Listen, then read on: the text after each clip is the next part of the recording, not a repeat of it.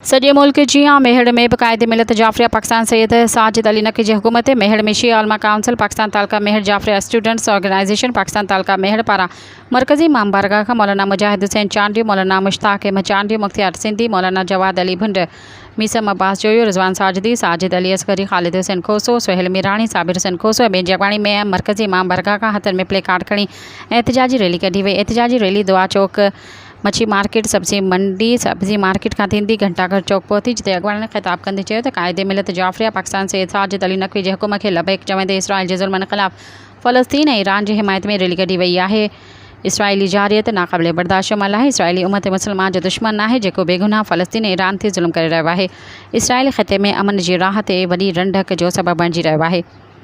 पाकिस्तानी अवाम Israel ख़िलाफ़ मुसलमान मुल्कनि सां गॾु आहे। अॻवान वधीक ख़िताब कंदे चयो त इसराइल ज़ुल्म जी इंतहा करे छॾी आहे। असां मुसलमान शिया सुन्नी सभु भाइर रहियूं क़ाइदे मिलत जे हर हुकुम ते लबैक चवंदासीं। इसराइल ख़िलाफ़ निकितल एहतजाजी रैली में बशीर अहमद हालू, ज़वार ऐं ॿियनि वॾे अंग में शिरकत कई।